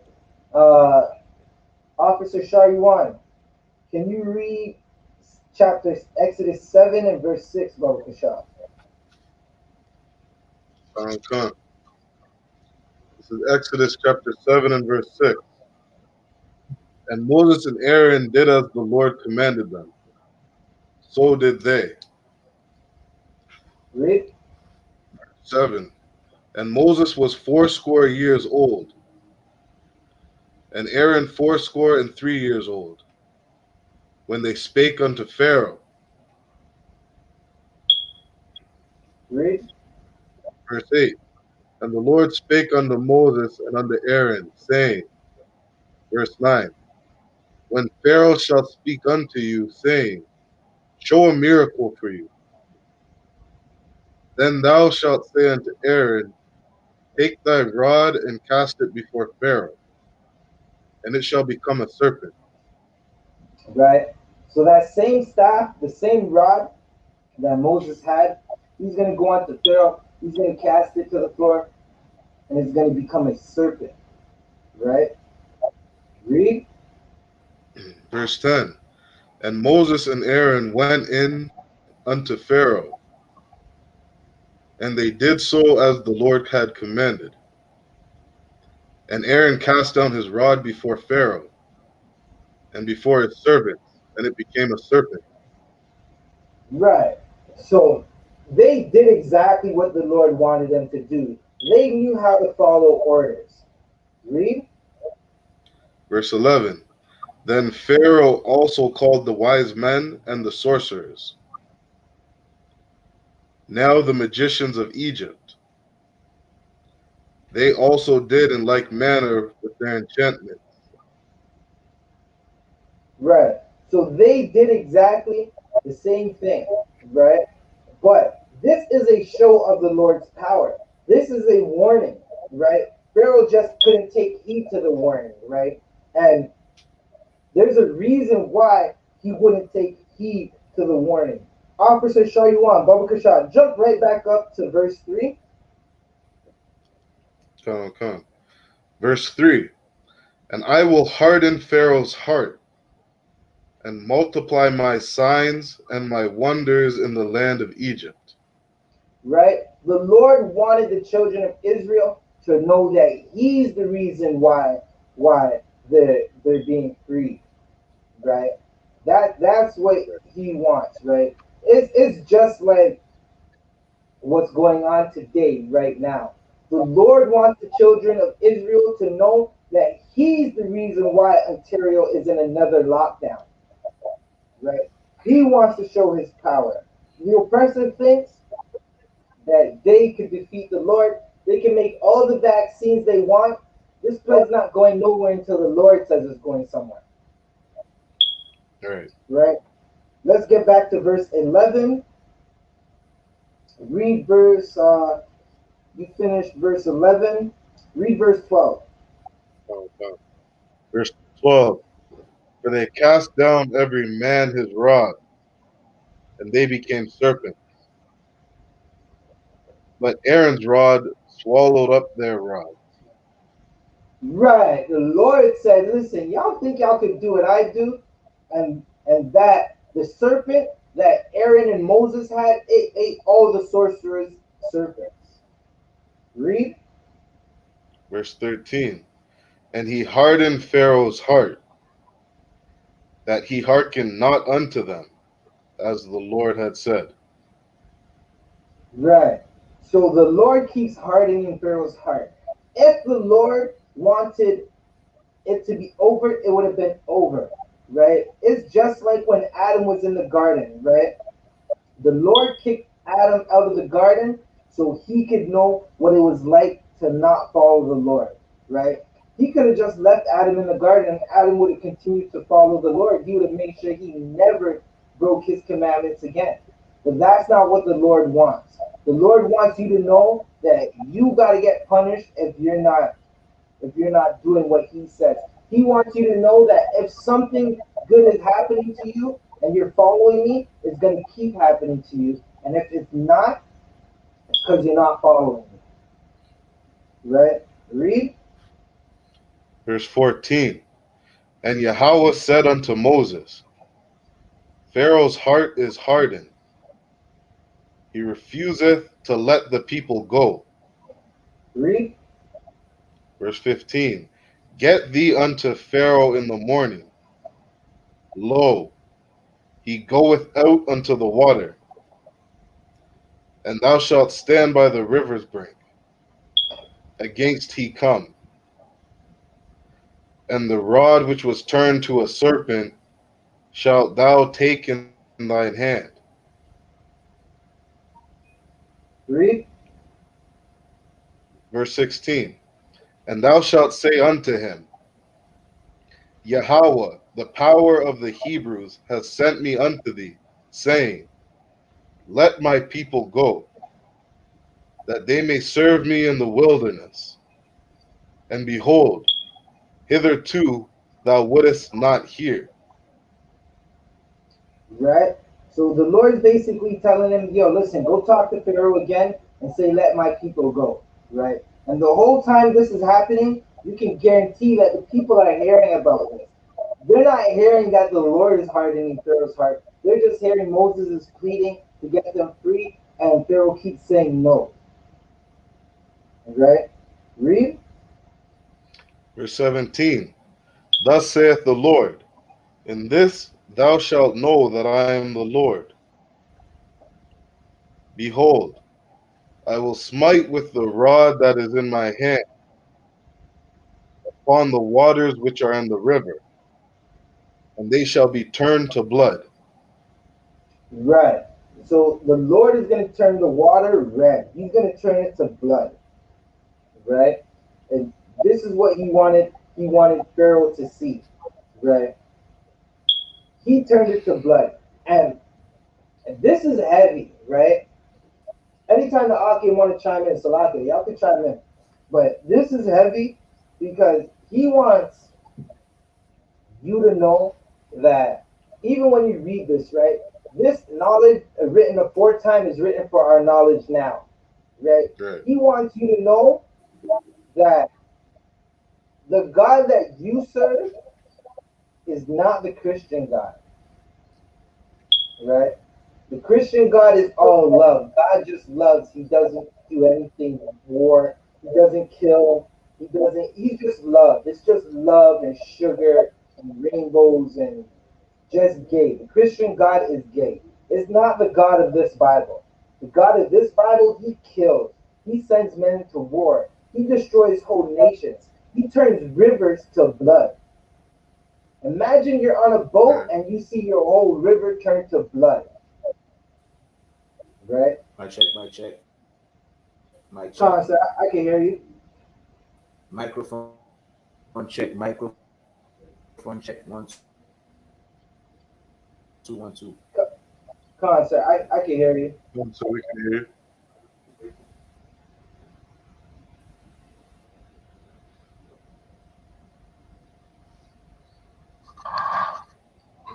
So, Come on, sir. Salaki, y'all hear me? Come on, sir. We got you. Come on. Right. Right. So the Lord that the Christian church represents is not the same. Right? It's definitely not the same. Salakia, where were we? Who was just reading for me? Salaki, I was, sir. We're at the start of verse 18. Come on, read verse. No, we don't want verse 18. Officer Rod, read 8, Exodus 8, verse 1 for me, Baba Kasha.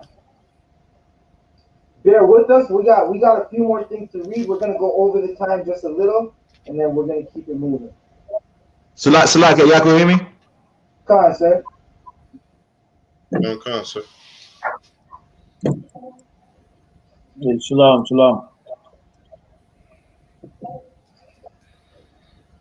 Come on, can you read verse 1? Salaki, what was the book again? Exodus 8, verse 1. Salaki, y'all can hear me? Okay. Come on, sir. We can hear you. Exodus 8. Come, Salaki, the oppressors of them devil the Bible speak of, man, blocking us from every angle, man. But Right. I just wanted to add up to what the Officer Shawan was reading. If we see Moses going to Pharaoh, you understand, pleading for the children of Israel, pleading for God's people. The same thing is going on today. What's going on today? Black people been asking for justice, been asking, you understand, for the oppression. I mean, to feel our pain, been asking and marching. You know, I mean, we've been crying. We integrated, you know, I mean, with them. Understand? Because we want to be part of the system. We want to have some, I mean, a little cold water, a little blessing in the system, in this empire, and still they refuse. Still they oppress us. You understand? Still we in the bottom of the map, like we could say. You understand? The same thing that was going on in Egypt is going on right now. The same thing that we lived in Egypt back in the day in Egypt, we live in the same thing today. Black people, you black, especially Native Indian, you are the 12 lost tribe of Israel. And you got to realize that you are the people that were enslaved in Egypt, man. You are the same people that was enslaved in Egypt, and the same thing is going on today. You are asking for forgiveness, for justice. You are the one that has to march. Black Lives Matter, Black Lives Matter. You are the ones that was marching back in with Martin Luther King, but none of that worked. None of that worked. The children of Israel didn't back in the days with Moses. What they did is follow the Most High, follow Moses. You understand? And we was delivered from, you understand, from the Egyptians. And we got to do the same thing today. All we got to do is love one another, follow what God says, do these laws, which is basically love. All we got to do is that. And you know what? God will fight for us. God will send the tornadoes. You understand? Like, so for some people say, well, we got to fight the oppressor. You can fight the men that created with guns. You got to find another way to fight them. So you know why? So you know how? By following, by loving one another, by caring for one another. They divided us. Now, Black, Hispanics, and Native Indian are divided. All we got to do is come back in unity. And you're going to see how this oppression is going to crumble. You're going to see exactly how God will send worse than COVID-19, worse than the plagues that he's already sending. You see the earthquakes. You see exactly the tornadoes. You see all this place going on the oppressor, man. Just like God sent plagues on Egypt, man. You understand? Until the last plague, God killed the firstborn. But you see exactly the same thing. Right. Still begging for justice. We're still asking the oppressor, give us a little time. We need more time. We just want a spot. We just want to open a business. We just want this. We're still begging the oppressor, just like Moses had to go to Pharaoh, man. You understand? What about we follow God for once? What about we love one another for once? What about we care for one another for once and let God fight for us? That's all we need to do. Yeah. Salakia. Right. Give that piece of prop to the head.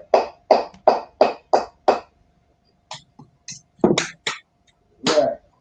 Right. That was heavy, sir. That was real heavy because we definitely gotta come back to the Most High, and he's showing us like you just like you said, you can't fight the man that makes the guns. It wouldn't even make sense. How you gonna fight the man that makes your bullets? He's gonna sell you blanks, right? So that was definitely heavy, sir. Salakia. God. Um, Salakia, if I could piggyback too off of what Officer Adia was saying, I was up the other night, in the States, Right. just listening to, what was it called? I saw something called like Unicorn United, Black Lives Matter United. There's all these different groups out there marching and rioting out in where is that? They're out in Brooklyn, and none of these people have any answers. You know, Right. it's so heavy what we're doing, and it's so important to get this word out, this truth out, so that we can show the people that we have a solution. You know what I mean? We don't have to be out marching. We don't have to be out holding hands in hands with the oppressors, learning for a way just to survive in this captivity. Like, we have an answer. We have an exodus out of this place, and that's under Commanding Right. General YAHANNA. Right. Salaki, that was it, sir. That's heavy, man. Because this is our exodus out of this place, right? This this this school, this work that we do, this is our ticket onto those chariots, right? And the people who come up against the school, they only do it because they want to see blacks, Hispanics, and Native Americans suffer. They have no love for their people. They want to see us in poverty. They don't want to see us prosper, right? It's basically they love the oppressor. They get a little trinket, right? Just a little trinket, just a little crumb. The rest of their people suffer. They're happy because they don't have to worry about what their people go through. They don't have to feed their people. They can just take their trinket and keep it moving, right? So where were we? We're gonna continue. Uh, Officer Rod, can you read Exodus 8 and verse 1?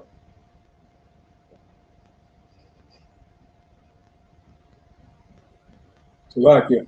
Come on, sir. Can you hear me? Khan. Come on, sir. This is the book of Exodus, chapter 8 and verse 1. And the Lord spake unto Moses, go unto Pharaoh, and say unto him, thus says the Lord, let my people go, that they may serve me.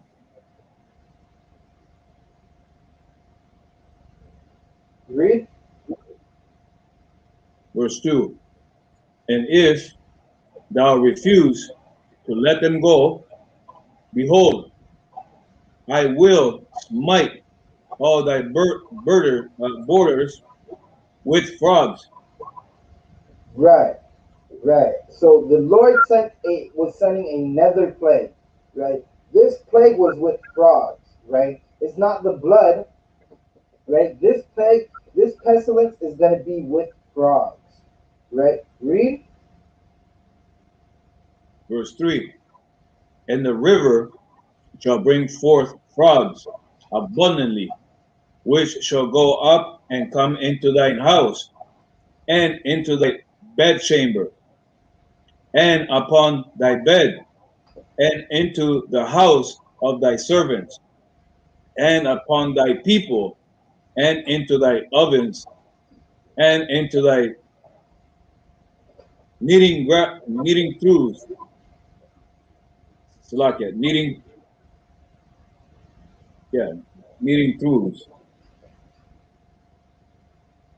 meaning troughs, right? That's troughs. Troughs are basically it's like it's you if you have them on a farm, it's something that you throw food into, and certain animals will eat out of it. Like you might see one full of hay for a horse, Sir. right? Bring us to verse. Bring us to. So the Lord said He was going to plague with frogs, and He did it, right? Anytime the Lord says He's going to do something, the Lord said, "I'm going to plague the earth, and I'm going to send plagues," and He did it, right? And now Ontario's in lockdown, and I can't even. Slovakia. I can't even drive to go see my brother, Officer Adiyar, and my other brother, Kavoy, young man Kavoy. And all I want to do is drive to Montreal and go see them, right? And all I want them to do is come to Toronto so we can celebrate the Passover, because we can't make it to the States right now to be in Texas with the rest of our brothers because the oppressor is scared. The oppressor is scared out of his boots and he doesn't know what to do, Right. right? Read verse 8. So, like, just let me add Sir, please, please. to add just right quick. And we, Messiah Christ, what priest? We see in the verse where God said, "Because you're not gonna let my people go. Here's the plague that I'm gonna send to you." Now, all you leaders in Canada, all you should remember this verse. You have the same people of God in captivity in Montreal North. You understand? In the West Side, you have the same people of God in Toronto, in the ghettos, man. Those same people of God are here. And you know what? You refuse to give them justice. You refuse to give them mercy. You refuse to show them any type of compassion. And you know what? The same way God sent, God is sending on you right now. And COVID-19 is nothing. Worse is coming. The government knows what's going on. They're not gonna tell nobody else. The population. I want you to be scared of what's really going on. What's really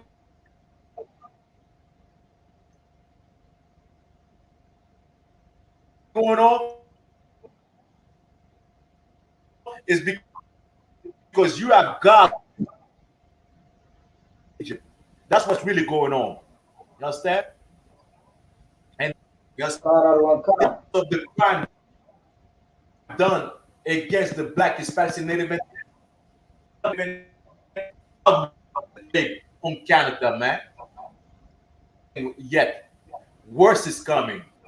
You understand? Worse is coming. Thus say the Bible, thus say the Most High. Egypt was a minor thing, a small thing. It's nothing but sin right now. You understand? But dust, like Officer Zabaja put it exactly in an excellent way. Egypt is nothing but dust. Imagine what's gonna go happen in Canada. Imagine what's gonna happen in America for taking advantage, for oppressing, for enslaving God's chosen people. Imagine what's gonna happen, man. It's a lot. Sir. No, sir. That was Tawab, sir. That was perfect, sir. Right? Like you could just see it's gonna get worse, right? Everybody thinks that it's gonna get easier, and everybody hoping and praying that they can have a summer. I don't care nothing about summer. I want to see my oppressors go through these plagues, right? If it means that the children of Israel have to go through this little hard time right now so we can get the kingdom, I'm all for it. I am not afraid, right? And that's how we are in One West. We want to see it happen, right? Slovakia. Officer Yaraj, you can read that verse now. Sure. Exodus chapter 8 and verse 8, and it reads, "Then Pharaoh called for Moses and Aaron and said, Entreat the Lord that he may take away the frogs from me and from my people, and I will let the people go, that they may do sacrifice unto the Lord." Read. Verse 9. And Moses said unto Pharaoh, Glory over me. When should I entreat for thee and for thy servants and for thy people to destroy the frogs from thee and thy house, that they may remain in the river only? Read. Verse 10. And he said, Tomorrow. And he said, Be it according to thy word, that thou mayest know that there is none like unto the Lord our God. Hold that right there. Right. So those frogs were eating up everything. Right. They were just rivet, rivet, rivet. Right. And they couldn't take it. And Pharaoh said, Yo, Moses, get over here, man. Yo, go talk to the Lord for me. Go deal with him. Tell him I'll let the people go. He was having enough, right? That wasn't the Lord's plan. The Lord, he's a man of war. He knows exactly what he wants to do, right? You think that the murder that Moses saw when he slew the Egyptian, that was the only murder? There was only one out of all that years of bondage? Right? The Lord is going to take his revenge. He wants Egypt destroyed. And he wants the children of Israel to know that the only reason Egypt was destroyed was because of me. Right? Continue reading. So verse 11. And the frogs shall depart from thee, and from thy house, and from thy servants, and from thy people. They shall remain in the river only. Verse 12. Right? Hold that 1 second. Officer Shaiwan, can you drop the sign out links, please? Sure. Officer Uraj, you can continue reading. Verse 12. And Moses and Aaron went out from Pharaoh, and Moses cried unto the Lord because of the frogs which he had brought against Pharaoh. Right? You can hold that right there. So Moses went out and he spoke to the Lord and he said, Yo, listen, Pharaoh said he's about to free us up, man. Like, yo, just get rid of them frogs for a quick second. Like, you already know, he said he's about to do it. I think he's really going to do it. Right? Trooper Sakai, read from verse 13, Baba Kasha.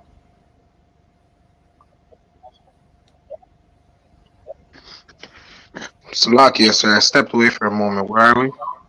We're at Exodus 8 and 13.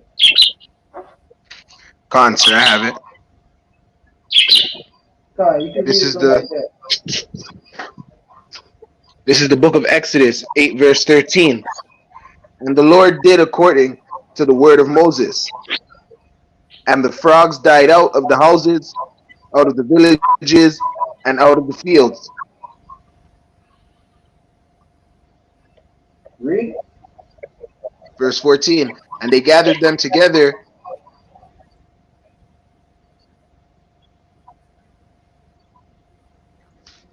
Salakia. And they gathered them together upon the heaps, and the land stank. Right. The other day, I was at slavery, and it just so happened I walked by something and it smelled terrible. And I said, What the hell is that? And I looked down and there was a mouse, and it was a single mouse. It was smaller than my palm, and it made that whole area stink. Just imagine, just think about how bad Egypt stank with all those dead frogs, right? Just think about how, like, damn, like, you ever smelled like you ever smelled Hamite food? That shit stinks. That is not tawab. It's not tawab to that. You see some Hamite food and they're like, you want some of this? And you're like la tawab. It's no good. It's no good, right? Egypt was stinking. Them frogs had Egypt stinking something fierce, right? Read.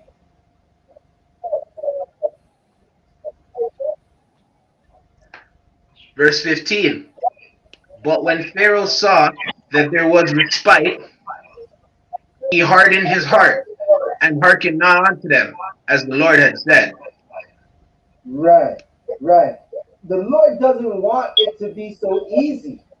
You got to do something, right? He wants the children of Israel to see his power, right? He wants them to realize that, again, you're not getting out of this without me, right? Think about it. We had Black Wall Street. We had Rosewood. We had Seneca Village. We have Africville out in Nova Scotia, right? Look what they did to Africville. It is a terrible place, right? They ran it down. You are oppression without the help of the Lord. It's just not happening. Read.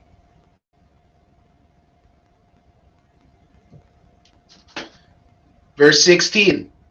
And the Lord said unto Moses, Say unto Aaron, Stretch out thy rod, and smite the dust of the land, that it may become lice throughout all the land of Egypt. Right. The Lord was not done. The Lord is a man of war, man. You think you know warfare? You think because you could throw a left, right combo that you know how to go to war? You think because you could load up a Glock 18, you could load up one of them drums with 50 shots and go kill your own brother that you know about war? You don't know nothing about war. The Lord is a man of war. He has all the warfare. He'll show you how to go to war. He said, listen, blood, frogs, lice, right? He's not playing. He's letting these Egyptians know I'm not playing. You committed crimes against my people, and now I'm going to destroy you. He's letting Israelites know, listen, man, you gotta hurry up and come back to me. I'm plaguing the earth. I'm locking down your provinces one more time. Hurry up and come back to me. Can you not see the times? Time is ticking. Like these chariots are they're on their way, right? I just pray I can make it to a Passover with my brothers before the Lord comes. Or if not, we'll do the Passover. When we're in the wilderness, we'll hold the Passover then, right? I'll make it to one of those Passovers, right? Read. Verse 17. And they did so, for Aaron stretched out his hand with his rod, and smote the dust of the earth, and it became lice in man and in beast. All the dust of the land became lice throughout all the land of Egypt. Man, that is terrible. Every animal, every man had beast, had land, right? Had lice, right? Lice is one of those things where it is terrible. I remember growing up in school, there was a Edomite who had lice, and it was bad. It was bad. You could see them jumping off. It looked like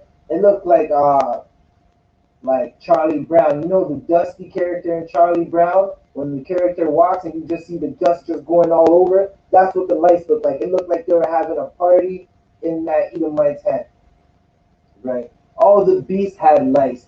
Man had lice. Like you, it's a lot, yeah, right? I what Salakia? Never mind.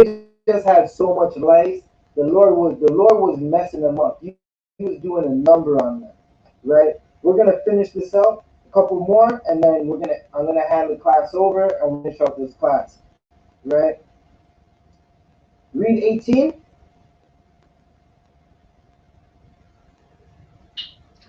Gone, sir. Verse 18. And the magicians did so with their enchantments to bring forth lice, but they could not. So there were lice upon man and upon beast. These magicians in Egypt, they thought they could do what the Most High could do. They tried and it just didn't work, right? Your pastor thinks that he's actually doing good work. Every fake Israelite outside the ISUPK thinks they're doing good work, and it's just not happening, right? They think they could do what the men in the UPK do. It's not happening. There's no good work, right? These magicians, they thought they could create the light to be like, look, it's nothing. We could do it too. It did not work. Read 21. verse 21.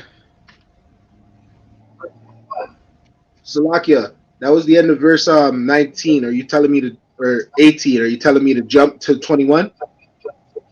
Con. Okay, verse 21. Else, if thou will not let my people go, behold, I will send swarms of flies upon thee, and upon thy servants, and upon thy people, and into thy houses, and the houses of the Egyptians shall be full of swarms of flies, and also the ground whereon they are. 22. Verse 22. And I will sever in that day the land of Goshen, in which my people dwell, that no swarms of flies shall be there, to the end thou mayest know that I am the Lord in the midst of the earth. Right? So what happened is after the lice, Pharaoh, Moses and Aaron went to Pharaoh again and said, "Yo, the Lord said, let the people go, or I'm gonna plague you one more time. This time with flies." Right? And on top of it, I'm gonna separate the land of Goshen, where the Israelites were, and the Egyptians. Right? You're gonna notice that nothing happens to the Israelites, and everything is happening to you because you don't want to listen. Read. Wait, Salakia, hold that right there, right? I just reading that, it made me think about something. When COVID plague was first starting and black people weren't getting it as much, they were out celebrating. Oh, our melanin, we're not getting it. You know, we're special. Well, you are special, right? But y'all were laughing in the Lord's face. Y'all thought that y'all could still sin and go party and go do all the sins that you're doing, and the Lord's not going to deal with you, right? Turns out the Lord started to deal with them, right? And now blacks, Hispanics, and Native Americans are catching COVID like, man, they're catching it like a fly ball in a baseball game. It's easy to catch for blacks, Hispanics, and Native Americans. Right? You got to come back to the Lord, right? Well, were we read 23? Verse 23. And I will put a division between my people and thy people. Tomorrow shall this sign be. Read.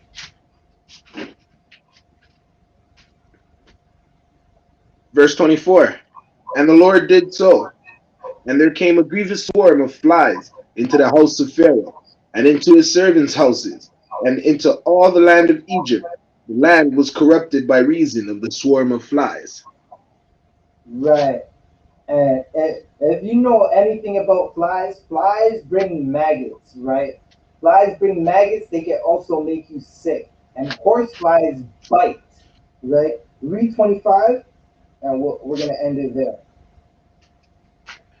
And Pharaoh called for Moses and for Aaron, and said, Go ye, sacrifice to your God in the land.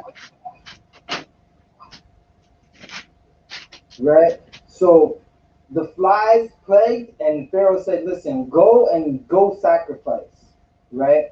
He said, go sacrifice, man. I had enough of these plagues, these flies, eating everything. We're getting bit. People are getting sick, right? The maggots, right? Just go, right?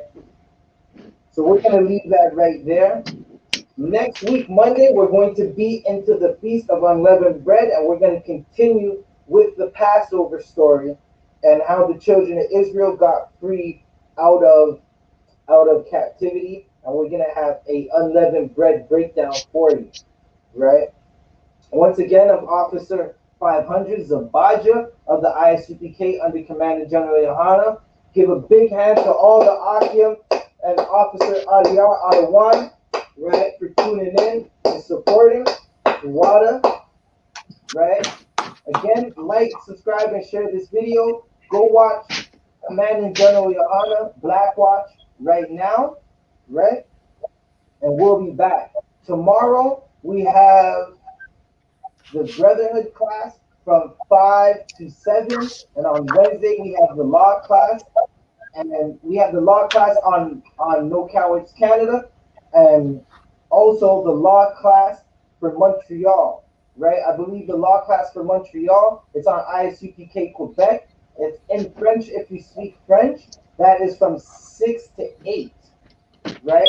Again, I'm Officer 50 Zabaja, the water for all the Akim for tuning in. I'm going to hand the class over to Officer 50 Shariwan. Clap it up.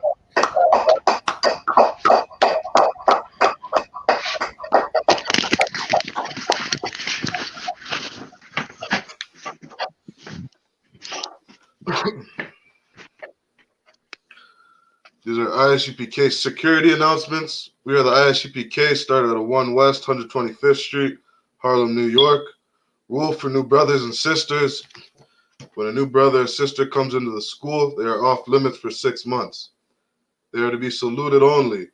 They are here to shed themselves of the world. They need transportation, the teacher will arrange it. After 6 months, if a brother or sister has an interest in a particular person, he or she must get permission from the head to speak to a brother or sister. There is another 6-month period in which the brother and sister will court each other. After the 6-month period, the brother and sister will get permission from the head to marry. Tithes, which is a commandment. Numbers 18 and 21, and Malachi chapter 3, verses 8 to 10. Ma'ashera means tenth in the Hebrew. 10% of every penny of any increase the Lord gives you, give to the treasury department or teacher. Priest fund, free will offering for priests, not mandatory. Whatsoever amount you would like to give, please give. Upcoming holy convocations. Passover is coming up. I believe it's this Saturday, April 24th. It's right around the corner.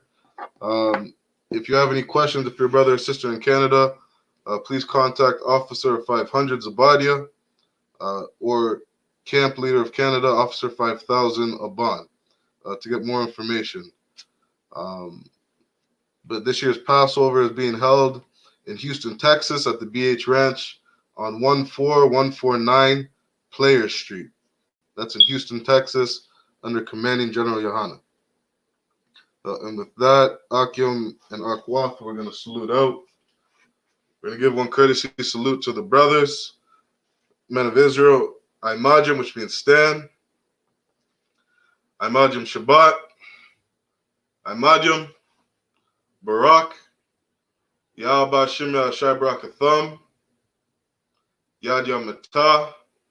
We're going to give a courtesy salute to all the sisters, men of Israel, I.M.A.D.I.M Shabbat. I.M.A.D.I.M Barak. Yah Shamar Alatha Bashim Yahshai. Yad Yom Matah. Class dismissed.